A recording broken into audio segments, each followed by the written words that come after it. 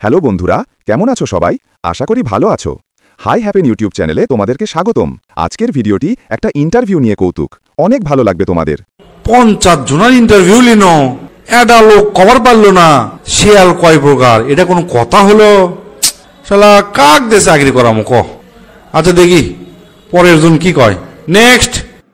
আসসালামু আলাইকুম স্যার, ভালো আছেন? বাপুরে, এরকম চোটপাটি আলাদা, উল্টার হামাক প্রশ্ন করিচ্ছে। হ আছি, ভালোই আছি। আচ্ছা কন, কি ধরবেন ধরেন।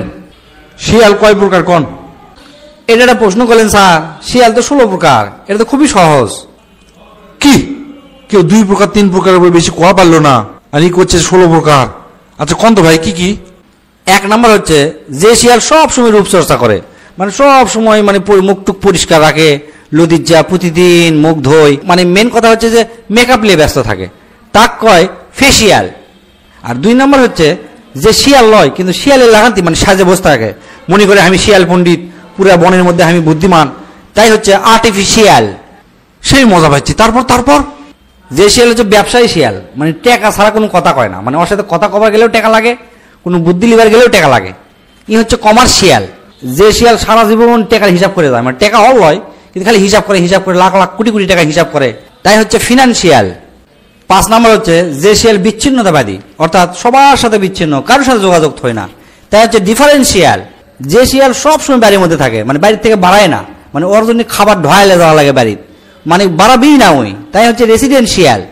আর 7 নম্বরে হচ্ছে যে শিয়াল গোপন, মানে খুবই গোপনীয়, মানে সব কিছু গোপন রাখে, তাই হচ্ছে কনফিডেন্সিয়াল। আর যে শিয়াল মনে করেন যে হচ্ছে যে মানে কোর্ট কাছারি কেস মেস নিয়ে খুব ব্যস্ত থাকে, মানে আইন নিয়ে ব্যস্ত, কেউ কিছু করলে খালি কয় কেস করে দেখ, আমি দেখিচ্ছি, তাই হচ্ছে জুডিশিয়াল। বাপুরে, বেকুর সাথে কেন? তারপর 9 নম্বর শিয়াল কি কন তো? তারপর হচ্ছে যে শিয়াল মানে কঠিন সময় পাশে থাকে, মানে বিপদ আপদ মানে খুবই গুরুত্বপূর্ণ আর কি, ই হচ্ছে যে ক্রুশিয়াল। আর যে শিয়াল প্রাথমিকভাবে ঘাপটি লাগে থাকে কিন্তু পরে কিন্তু ঝাড়ে পালায়, তাই হচ্ছে ইনিশিয়াল। যে শিয়াল সম্ভাবনাময়, মানে খুবই, মানে যেটি যাবি সেটির কাজ হাসিল করে নিয়ে আসবি, ই হচ্ছে পটেনশিয়াল। আর যে শিয়াল খুবই প্রয়োজনীয়, মানে মানে সব কাজে ওকি লাগে, মানে অক ছাড়া কোনো কাজই হবি না, তাই হচ্ছে অ্যাসেনশিয়াল।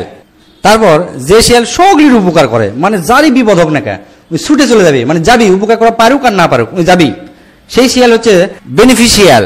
আর যে শিয়াল উপযুক্ত, মানে নিজে খুবই উপযুক্ত মনে করে, মানে উপযুক্ত লয় তা ওই মনে করে, মানে এর ভাব, তাই হচ্ছে ক্রিডেন্সিয়াল।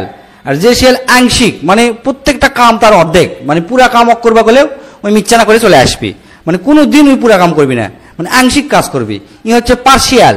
আর যে শিয়াল মানে লাস্ট 16 নম্বর হচ্ছে যে শিয়াল খুবই প্রভাবশালী, মানে সে প্রভাব বিস্তার করে, মানে সগলি অক দেখে ভয় পায়, মানে অক্সারা মানে কোনো কামই হয় না, ই হচ্ছে ইনফ্লুয়েন্সিয়াল। এই হচ্ছে 16 প্রকার শিয়াল, বুঝছেন? এ তোরা কে কুটি আসলো, আমাকে ধর, আমি পাগলা হয়ে গেছি।